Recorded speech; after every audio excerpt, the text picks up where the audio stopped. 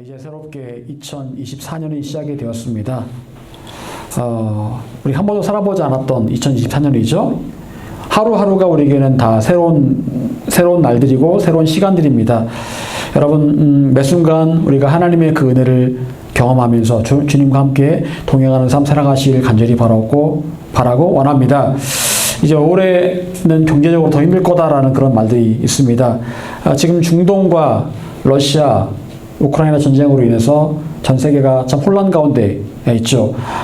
그 외에도 중국과 대만 문제, 또 북한 핵 문제 등 이루 말할 수 없는 많은 문제들이 우리 앞에 산적해 있습니다.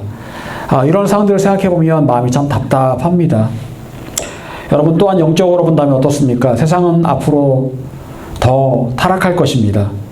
타락한 세상 가운데 우리가 살아간다는 것은 더 힘들 것입니다. 마귀는 더 많이 우리를 유혹할 것이고, 가능하면 믿는 사람들 가운데 더 많은 사람들을 넘어뜨리려고 마귀가 유혹을 할 것입니다. 여러분, 그렇다면 우리가 살아갈 올 한 해는 정말 이렇게 암울하고 비관적이기만 할까요? 어떻습니까? 겨우겨우 버티며 살아가는 것이 하나님의 뜻일까요? 오늘 본문 11절은 이렇게 말씀하고 있습니다. 11절 말씀 다시 한번 읽어보겠습니다. 자, 시작. 여호와의 말씀이다. 너희를 향한 나의 생각을 내가 아나니 평안이요 재앙이 아니라 너희에게 미래와 희망을 주는 것이니라. 아멘. 여러분, 이 말씀을 하실 때의 상황이 어떤 상황이었을까요? 이스라엘 백성이 이 바벨론에 의해서 이스라엘이 멸망하고 바벨론에 이제 포로로 끌려가게 됩니다. 그래서 70년간을 바벨론에서 포로 생활을 해야 되는 상황이었습니다. 나라가 망하고 그리고 포로로 끌려간 상황, 참으로 비참한 그런 상황이 아닐 수가 없습니다. 이 상황은 마치 우리나라가 일제 치하에서 고통당했던 바로 그 모습과도 비슷하다라고 볼 수가 있습니다. 참으로 암울하고 슬픈 상황이죠. 자, 그런데 그때 하나님께서 말씀하십니다. 너희를 향한 나의 생각을 내가 아노니 평안이요 재앙이 아니니라. 너희에게 미래와 희망을 주는 것이니라. 상황은 어렵습니다. 암울합니다. 슬픕니다. 그런데 그런 상황 가운데 하나님께서는 이 하나님의 백성들에게 평안을 주기 원하신다라고 말씀하십니다. 그리고 미래와 희망을 내가 너희들에게 준다라고 말씀하세요. 평안, 그리고 미래와 희망. 바벨론에 의해서 나라가 망하고 포로로 끌려간 상황 가운데서 마음의 절망과 슬픔이 가득했는데 그 상황 가운데 평안을 주기 원하시고 미래와 희망을 주기 원하신다라고 말씀하세요. 여러분, 평안은 무엇입니까? 히브리 말로 샬롬을 말합니다. 샬롬이 평안이죠. 여러분, 우리 언제 평안할까요? 여러분, 언제 마음이 평안하세요? 깊은 산속 아무에게도 방해받지 않는 곳에 있으면 마음이 평안할까요? 물론 환경이 주는 평안함도 있을 수가 있습니다. 그래서 많은 사람들이 지금도 자연인 하겠다고 산속에 들어가 살고 있는데, 그럴 수 있습니다. 평안할 수 있습니다. 하지만 그런 환경이 주는 평안함, 언제까지 그런 환경이 주는 평안함이 우리를 평안하게 할까요? 아무리 환경이 좋아도 여전히 마음에 불안함과 염려와 두려움이 생길 수밖에 없는 게 우리들의 모습이지요. 얼마 전 안타깝게 세상을 떠난 한 연예인도 정말 잘 나가던 사람이었습니다. 많은 히트작을 통해서 흥행에 성공했던 사람이었었고 돈도 벌 만큼 벌었겠죠. 그런데 한순간에 그는 나락으로 떨어지게 되었습니다. 마약 사건에 휘말리게 되면서 한순간에 나락으로 떨어지게 되었고, 불과 몇 달 만에 아주 그냥 지옥을 맛보게 되었죠. 그리고 결국에는 스스로가 목숨을 끊어버리는 그런 안타까운 결과를 맞이하게 되었습니다. 극심한 불안과 공포가 그의 마음 가운데 있었다라는 겁니다. 여러분, 예수님께서는 십자가를 지시기로 이미 결정된 삶을 살아가셨습니다. 언제 십자가를 지게 될 것이다. 이미 알고 있었습니다. 예수님의 그 운명이었습니다. 그러면서 어떤 때가 되면 멸시와 수치를 당하게 될 것이고 고통을 당하게 될 것이고 그 시간 이후에 십자가를 지게 될 것이다. 이걸 다 이미 예수님께서는 알고 계셨습니다. 여러분, 만약 여러분이 예수님처럼 이미 정해진 고통의 시간을 알고 있다면 어떨까요? 내가 몇 날 몇 시에 어떤 사고를 당하고 몇 날 몇 시에 죽을 것이다. 이 사실을 안다고 생각해 보십시오. 어떻겠습니까? 내가 몇 날 몇 시에 죽는다. 여러분, 얼마나 마음이 우울할까요? 슬플까요? 몇 날 몇 시에 고통을 당하고 몇 날 몇 시에 사고를 당하고 몇 날 몇 시에 죽을 것이다. 그 사실을 안다고 생각해 보십시오. 일주일 뒤에 죽을 것이다. 이 사실을 안다고 생각해 보십시오. 얼마나 고통스럽겠습니까? 여러분, 요즘 그 사형수들을 한 곳에 모았다고 그러잖아요. 서울구치소로 모았다고 그러잖아요. 그랬더니 이 사형수들이 굉장히 고분고분해졌대요. 예. 마치 그동안에 사형이 집행이 안 됐잖아요. 그런데 사형수를 한 곳에 딱 모으니까 우리 사형시키는 거 아니야? 그러니까 이 사형수들이 그동안에는 우리나라가 사형을 안 하는 나라잖아요. 그러니까 그동안에는 막 마음대로 했는데 딱 그 이제 한 곳에 모으니까 갑자기 고분고분해지면서 말을 잘 듣는답니다. 요즘은요. 언제 사형시킬지 모른다고 생각하는 그 불안감 때문에 그런다라는 거예요. 여러분, 그렇습니다. 나에게 정해진 시간이 있는데 그 시간이 되었을 때 나는 죽을 것이 고통당할 것이다. 이 사실을 알고 있다면 얼마나 마음이 힘들겠습니까? 그런데 예수님이 바로 그런 상황이었다는 겁니다. 언제쯤 되면 십자가에 죽을 것이다라는 게 이미 알고 있는 상황이었습니다. 여러분, 자, 그런 가운데 예수님의 마음은 어떤 마음이었을까요? 요한복음 14장 27절, 평안을 너에게 끼치노니 곧 나의 평안을 너에게 주노라. 내가 너에게 주는 것은 세상에 주는 것과 같지 아니하니라. 너희는 마음에 근심하지도 말고 두려워하지도 말라. 여기 보니까 나의 평안을 너희에게 주노라. 나는 지금 평안하다라고 말씀하고 있습니다. 몇 날 몇 시에 고통당하고 십자가에 죽을 걸 이미 알고 계시는데도 불구하고 나는 평안하다라고 말씀하세요. 그리고 나의 평안을 너희에게 주기를 원한다라고 말씀하세요. 여러분, 예수님께서 주시는 그 평안이 임하면 마음에 근심할 필요도 없고 두려워할 필요도 없다라고 말씀하십니다. 마음의 근심과 두려움을 물리치는 예수님께 주시는 그 평안, 그 평안을 주님께서 우리에게 지금 주기를 원하신다라고 말씀하고 계십니다. 여러분, 평안이 임하면 마음의 모든 문제가 해결됩니다. 여러분, 힘드시죠? 고통스러우시죠? 슬프고 낙심이 되시죠? 여러분 마음 잘 압니다. 왜냐하면 저도 그런 경험들을 하고 있고 겪고 있기 때문에 저도 잘 압니다. 여러분, 끝이 보이지 않는 그런 터널을 지나간 것 같은 느낌, 저도 압니다. 예, 저도 그런 생각이 들거든요. 나의 신장이 언제쯤 되면 치유받을 수 있을까? 아니면 내 신장이 언제쯤 되면 이식받을 수 있을까? 그런 마음이 솔직히 있습니다. 기약이 없거든요. 옆에 같이 병원에 누워있으면 옆에 있는 분들 보면 4년 되신 분, 5년 되신 분 이런 분들이 많아요. 근데 막 보니까 어떤 분들은 막 되게 막 힘들어 하시고 그런 거 보면 마음에 불안함과 두려움이 올 때가 있거든요. 저도요. 여러분, 하물며 여러분 마음은 어떻겠습니까? 여러분 마음도 아마 똑같을 것이라 저는 생각을 합니다. 각자의 양상이 다를 뿐이지 두렵고 때로는 슬프고 낙심되고 절망이 올 때가 있습니다. 여러분, 예수님도 그런 상황에 처하셨습니다. 자, 그런데 예수님 마음에는 평안의 강물이 흐르고 있었다라는 거예요. 십자가를 져야 되는 그런 어려운 상황 가운데 있었지만 여전히 예수님은 평안하실 수가 있었다라는 겁니다. 어떠한 두려움도 근심도 예수님 마음에 들어오지 않았습니다. 그리고 예수님께서는 우리에게 그 예수님의 평안을 지금 부어주기를 원하고 계십니다. 여러분, 세상에서 말하는 평안은 어떤 평안입니까? 예수님 비유의 말씀을 보게 되면 젊은 시절 열심히 일을 해서 창고를 가득 채울 만큼 물질과 재물을 번 그 한 부자의 비유가 나옵니다. 열심히 일을 해서 돈을 많이 벌었습니다. 그리고 이제 벌만큼 벌고 나서 부자가 뭐라고 말합니까? 내가 내 영혼에게 이르되 영혼아 여러 해 쓸 물건을 많이 쌓아두었으니 평안히 쉬고 먹고 마시고 즐거워하리라. 이제 내가 쓸 물건을 많이 쌓아놓았으니 나 돈 많이 벌었으니 내 영혼아 이제 평안히 쉬고 먹고 마시자라고 말합니다. 여러분, 물질과 세상의 물질과 돈과 영혼의 평안과 관련이 있습니까? 돈 많이 벌면 평안할까요? 그럴 것처럼 보입니다. 돈 많이 벌면 평안할 것처럼 보입니다. 하지만 물질을 많이 벌고 돈을 많이 벌고 성공한다 할지라도 그것이 마음의 평안을 가져오는 건 아닙니다. 그래서 하나님께서 이 부자에게 뭐라 말씀하십니까? 이 어리석은 사람아, 너는 참 어리석다. 내 마음의 평안을 얻기 위해서 물질을 채웠다고? 넌 참 어리석구나. 정말 너의 영혼의 평안을 위해서는 그것이 필요한 것이 아니다라고 말씀하십니다. 영혼의 평안을 위해서는 물질이 필요한 게 아니에요.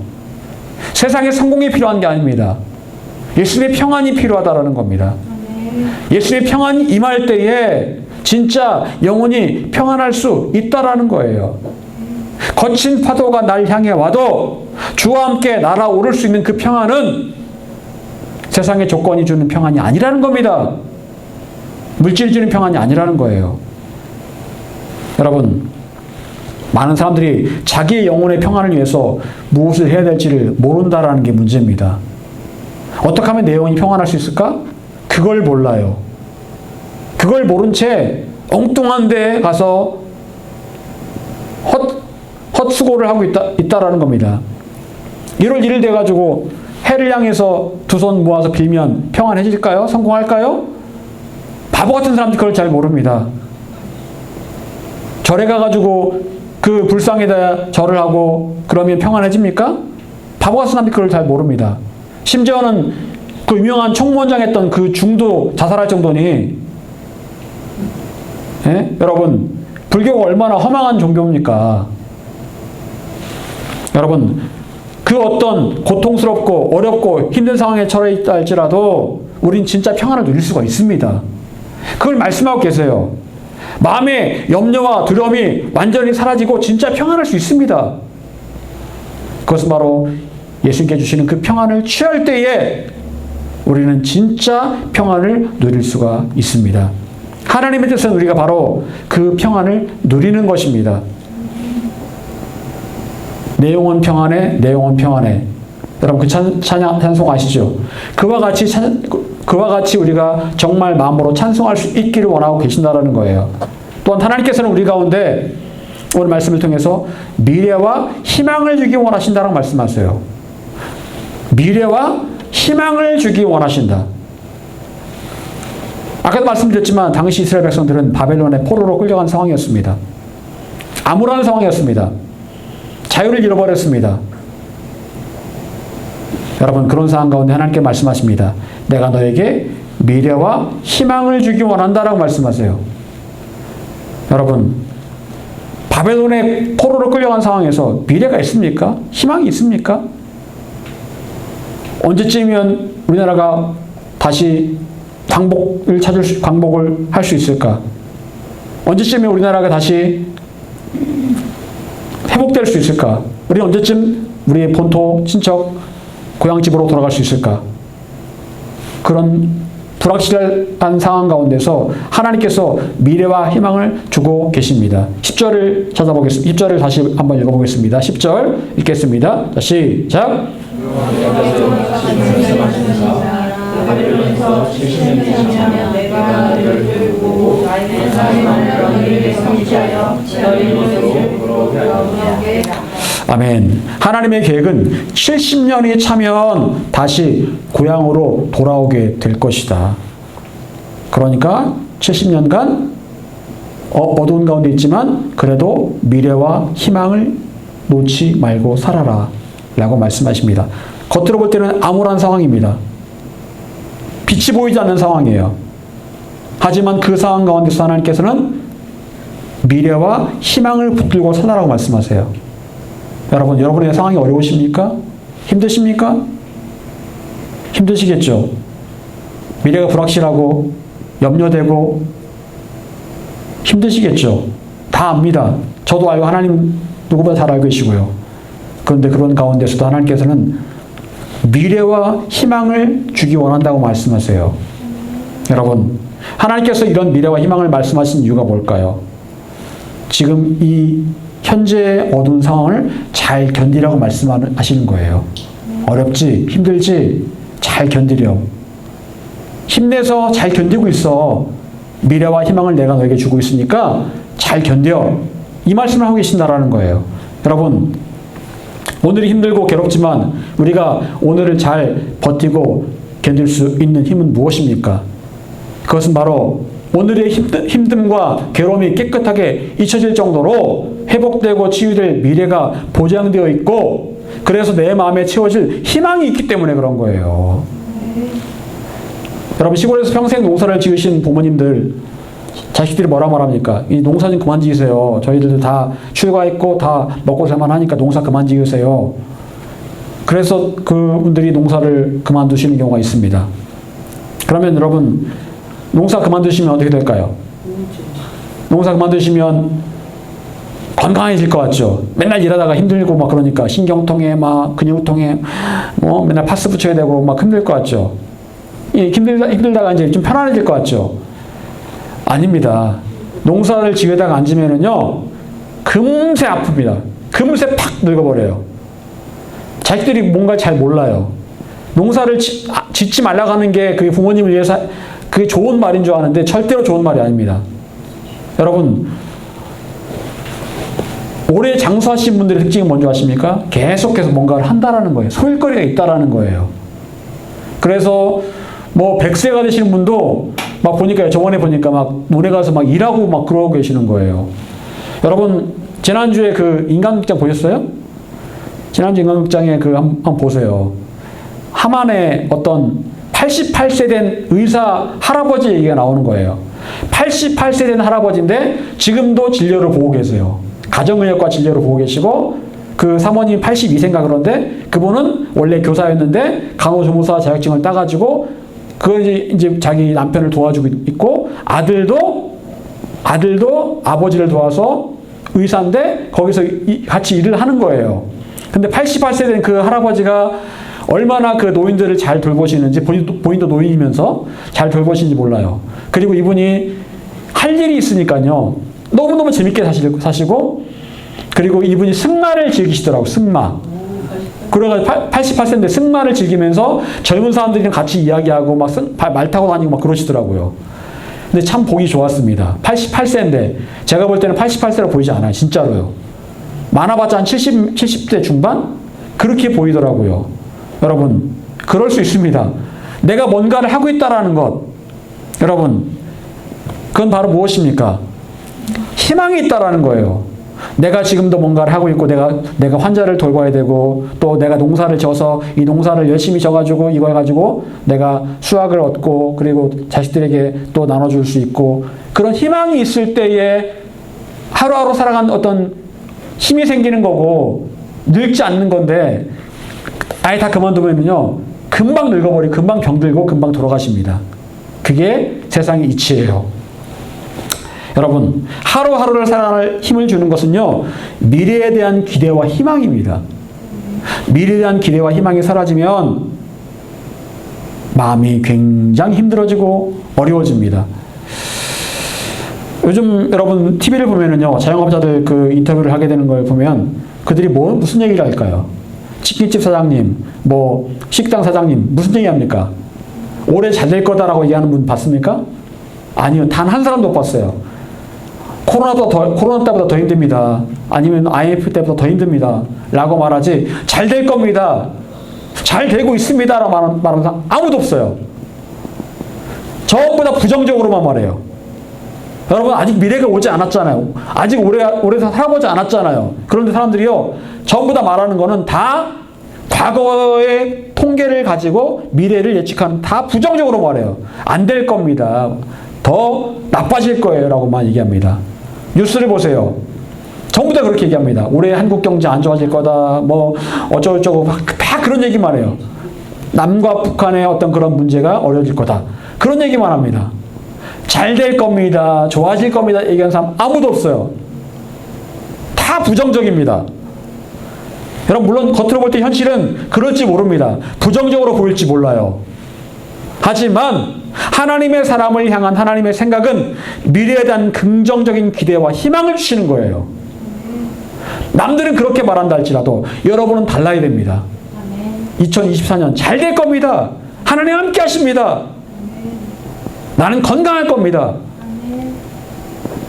여러분, 남들이 그렇게 부정적으로 말해도 하나님의 사람들은 미래에 대한 긍정적인 기대와 희망을 갖는 것이 바로 하나님의 뜻이에요. 그렇게 말해야 됩니다. 그렇게 행동해야 됩니다. 그렇게 기대하고 그렇게 기도해야 돼요. 메시아에 부정적이고 불안해하고 불만만 가득하다면 바울의 권면처럼 어찌 항상 기뻐할 수 있겠습니까? 항상 기뻐하라 이것은요, 과거에도 그랬고 현재도 그랬고 미래도 그렇게 하라는 거예요. 세상의 눈으로 본다면 늘 부정적인 시선과 부정적인 마음이 가득할 겁니다. 하지만 그것은 분명히 하나님 뜻이 아니에요. 하나님께서는 이스라엘 백성들이 바벨론의 포로로 끌려가 70년간을 보내야 되는 상황 가운데서도 미래에 대한 긍정적 기대와 희망을 채워주고 계십니다. 남들이 뭐라 하든, 남들이 어떻게 예상하든 그건 그들의 예상이고요. 예수 믿지 않는 그들의 예상이고요. 우리는 달라야 됩니다. 여러분, 하나님께서 주시는 긍정적인 미래와 희망을 이 시간 취하시기를 바랍니다. 남들이 뭐라고 하든 하나님께서 이미 계획하고 계세요. 지금의 현실의 암울함이 여러분의 마음을 채우지 않도록 조심하시기 바랍니다. 입술을 조심하세요. 말하지 말로 내뱉지 마시고요. 마음에 품지 마세요. 그리고 여러분의 입술로 긍정적인 미래와 희망을 선포하시기 바랍니다. 하나님께서 나와 함께 하신다. 나는 회복된다. 나는 잘 된다. 나는 하나님의 은혜로, 나는 반드시 올해 은혜와 사랑으로 충만해질 것이다. 여러분, 그렇다면 우리는 어떻게 하나님께 주시고자 하는 그 미래와 희망을 내 삶에 가득 채울 수가 있을까요? 첫 번째, 부르짖어 기도할 때 채워질 것입니다. 부르짖어 기도할 때 채워집니다. 자, 오늘 본문 12절 같이 읽겠습니다. 자, 시작. 내게 부르짖으며 내게 와서 기도하며 내가 너희의 기도를 들을 것이요. 아멘. 하나님께서 오늘 본문 가운데 미래와 희망에 대해서 말씀하시면서 이어서 말씀하십니다. 너희가 내게 부르짖으며 내게 와서 기도하면 내가 너희들의 기도를 들을 것이다. 들을 것이다. 하나님께서 우리 미래와 희망을 주시겠다고 말씀하시면서 이어서 이 말씀을 하고 계십니다. 여러분, 아무에게나 미래와 희망이 채워지는 게 아닙니다. 그저 감나무 밑에서 감 떨어지길 바라는 그런 사람에게 미래와 희망이 채워지는 게 아니에요. 미래와 희망은요, 아무리 크리스천이라 할지라도 하나님 앞에 기도하는 사람에게 채워주시겠다라고 말씀하고 계세요. 기도하고 구하면 내가 너에게 미래와 희망을 채워줄 것이다 라고 말씀하십니다. 여러분, 하나님께 나아가 부르짖는 기도는 과연 어떤 힘이 있을까요? 부르짖는 기도에 어떤 힘이 있을까요? 부르짖는 기도는 힘이 됩니다. 하지만 그런 부르짖는 기도는 하나님과 우리를 연결하는 통로가 됩니다. 통로가 돼요. 하나님께서는 엄청난 미래와 희망이 충만하게 갖고 계신데 그 엄청난 미래와 희망을 우리에게 부어주는 통로가 있기를 원하세요. 그 통로가 무엇입니까? 바로 기도 시간입니다. 예수님께서는 사역하실 때 모든 힘을 다해 말씀을 전하시고 귀신 쫓아내시고 병자를 고치셨습니다. 그런데 그렇게 감당하시고 난 다음에 고갈되셨습니다. 그 고갈된 마음을 채우기 위해서 한적한 곳에 가셔서 기도하셨습니다. 그 한적한 곳에서 기도하실 때에 다시금 하나님께로부터 능력이 부어지고 미래와 희망이 부어지고 새 소망이 부어지게 된 것입니다. 통로가 있었다라는 거예요. 여러분, 여러분에게 통로는 무엇입니까? 기도입니다. 기도 시간입니다. 기도 시간이에요. 우리가 기도 통장을 통해서 기도 시간을 적고 있을 텐데 여러분, 기도 시간이 중요합니다. 기도 시간을 통해서 여러분의 고갈된 마음에 다시 한번 미래와 희망이 충전되어야 되는 거예요. 미래와 희망은요, 이런 긍정적인 마음들은요, 하루를 살아가다 보면 또 고갈됩니다. 또 고갈되고 또 소진됩니다. 다른 어떤 사람들과 이야기하다 보면 또 소진돼요. 그래서 매일매일 채워야 됩니다. 기도 시간을 채워야 되는 거예요. 여러분, 예수님께서 골방 기도를 그렇게 강조하신 이유가 무엇입니까? 바로 골방이 하나님과의 만남을 통해서 고갈되었던 우리 영적 에너지가 채워지는 바로 그 장소이기 때문에 골방 기도를 강조하신 거예요. 다니엘도 어땠습니까? 자기의 집에 2층에 올라가서 하루에 3번씩 매일매일 기도했습니다.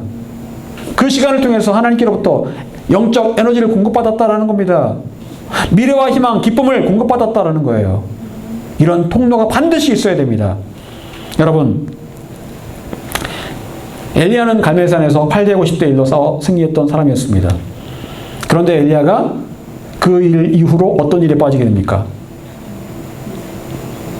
영어로 번아웃에 빠지게 됩니다. 번아웃.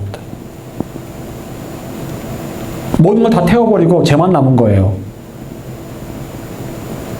그렇게 능력 있는 엘리야가 변화산상에서 엘리야, 모세 내가 나올 정도로 구약을 대표하는 그 대표적인 선지자 엘리야가 번아웃에 빠졌다라는 거예요. 여러분, 우리도 그럴 때가 있습니다. 엘리야와 같은 성경을 가진 사람이 바로 우리들이에요. 여러분, 우리도 그럴 수 있습니다. 어제까지는 정말 영적으로 충만했는데 오늘 갑자기 굉장히 힘들어지고 낙심되고 절망되고 그럴 수 있습니다. 여러분, 이세벨이 엘리야를 죽이겠다는 협박을 합니다. 너 내가 아끼는 850명의 이방 선지자를 죽였어? 내가 너 가만 안 둔다? 이세벨이 그렇게 엘리야를 협박합니다. 그러자 엘리야가 급격한 두려움에 빠지게 됩니다. 진짜 나 죽이려나 봐. 나 죽고 싶어. 차라리 내가 스스로 죽고 싶어. 하나님 차라리 저를 죽여주세요. 이렇게 말합니다. 여러분, 왜 엘리야가 그렇게 됐을까요? 왜 능력 있는 엘리야가 그렇게 됐을까요? 열왕기상 19장 3절을 보니까 이렇게 말씀하겠습니다. 이 말씀은 이세벨이 협박에 대한 말을 듣고 난 다음에 엘리야가 이렇게 한 거예요. 그가 이 형편을 보고 일어나 자기의 생명을 위해 도망하여 유다에 속한 브엘세바에 이르러 라고 말씀하겠습니다. 그가 이 형편을 보고, 이건 바로 이세벨의 말을 듣고 자기 형편을 봤다라는 거예요. 이세벨의 내가 너 죽인다 라는 말을 듣고 나서 엘리야가 자기의 형편을 보고 브엘세바로 도망을 한 겁니다. 그렇게 능력 있던 엘리야가 자기 형편을 보고 있다는 겁니다. 이세벨의 말을 들었을 때 엘리야는 어떻게 됐을까요? 기도했어야 되는 거죠. 하나님, 저 이세벨이 저를 죽이려고 합니다. 하나님 도와주세요. 라고 기도했어야 되는데 그 상황에서 엘리야는 자기 형편을 봤다는 겁니다. 처지를 보니까 진짜 자기는 아무것도 아닌 거예요. 그래, 저 여자가 나 죽이려고 하면 나 죽을 수도 있겠구나. 그래, 내가 이렇게 형편없는 놈이지. 이렇게 되었다라는 거예요. 그 순간에 엘리야가. 여러분, 그래서 엘리야가 번아웃에 빠지게 되었고 루뎀나무 아래에서 축 처져가지고 죽기를 바라고 있었습니다. 여러분, 그때 하나님께서 어떻게 하셨습니까? 하나님께서 내리신 처방은 엘리야를 호렙산으로 보내셔서 거기에서 하나님의 세미한 음성을 듣게 하는 거였습니다. 그리고 세미한 음성을 듣고 나서 엘리야는 새 힘을 충전할 수가 있었다는 겁니다. 하나님께서 말씀하신 그 말씀을 듣고 나니까 엘리야가 다시 새 힘이 팍 올라온 거예요. 자기 형편을 봤을 때는 아주 죽을 것처럼 그냥, 여러분 그렇죠. 우리가 어떤 때 낙심과 좌절에 빠집니까? 내 형편을 보면 그래요. 내가 내가 그렇지 뭐. 내가 지금 너무 어려워. 내 몸도 참 안 좋고 내 경제적인 상황도 안 좋고 나 지금 너무 몸도 아프고. 형편을 보면 참 낙심에 빠집니다. 절망에 빠집니다. 마귀가 그렇게 시킨다라는 거예요. 야, 널 봐. 야, 네가 너한테 무슨 미래와 희망이 있냐? 네 모습을 봐라. 얼마나 보잘것없냐? 마귀가 자기 형편을 보게 한다라는 거예요. 하지만 하나님은 하나님의 음성을 듣게 하신다라는 겁니다. 여러분, 도대체 이런 상황 가운데 우리가 무엇을 선택해야 됩니까? 어떤 길로 가야 됩니까? 하나님의 음성 듣는 길로 가야 되는 거죠. 내 형편을 바라보는 게 아니고요. 여러분의 형편 바라보는 것은 그냥 접어두십시오. 여러분의 현재 형편을 굳이 주목할 필요가 없습니다. 하나님을 바라봐야 되는 거죠. 여러분, 결국 지치고 방전된 엘리야를 이렇게 세웠던 것은 바로 하나님과의 깊은 만남이었다는 겁니다. 하나님과의 깊은 만남을 통해 새로운 미래와 희망과 영적인 에너지가 엘리야에게 채워지게 되었다는 거죠. 여러분, 오늘 본문 13절 다시 한번 읽어보겠습니다. 자, 시작!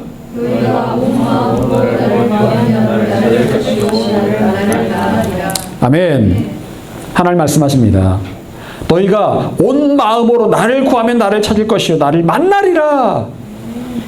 내가 너에게 미래와 희망을 줄 텐데 그러려면 온 마음으로 나를 구하고 나를 찾으면 내가 반드시 만나줄 것이고 너에게 미래와 희망을 줄 것이다 라고 말씀하시는 거예요. 근데 여기 보니까 어떻게 구하라고요? 온 마음으로, all my heart, 온 마음을 다해서, 온 정성을 다해서 나를 구하고 나를 찾으라 라고 말씀하세요. 여러분, 적당히, 믿음 생활에는 적당히 없습니다. 적당히는 안 돼요. 적당히 안 됩니다. 정말 온 마음으로. 하나님은 어떤 하나님이십니까? 늘 최선을 다하셨던 분이 바로 하나님이세요. 우리를 사랑하는 예수님께서는 끝까지 사랑하셨다고 말씀하세요. 하나님께서 어떻게 사랑하셨습니까? 독생자 예수님을 이 땅에 보내시기까지 우리를 사랑하셨습니다. 독생자 예수님 이 땅에 보내시기까지 우리를 그렇게 사랑하셨어요. 최선을 다하셨습니다. 최고의 사랑을 다하셨습니다. 여러분, 하나님께서는 온 마음을 다해 하나님을 찾는 사람에게 반드시 응답하시고 부어주신 하나님이세요. 전 제가 지금도 하나님을 처음 만났을 때를 기억을 합니다.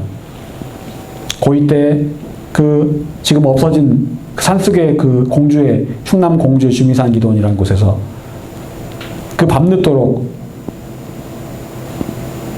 주 앞에 부르짖어 기도했던 그 시간을 기억합니다. 정말 에어컨은커녕 선풍기도 없는 무더운 여름 7월 달에 거기에서 목에 뜯겨가면서까지도 그렇게 열심히 기도했던 그런 기억이 납니다. 그렇게 열심히 기도했더니 정말 하나님께서 만나주시더라고요. 온 마음을 다할 때까지 하나님께서 저를 기다려주시더라고요. 그리고 정말 그렇게 구하니까 하나님께서 저를 만나주셨습니다.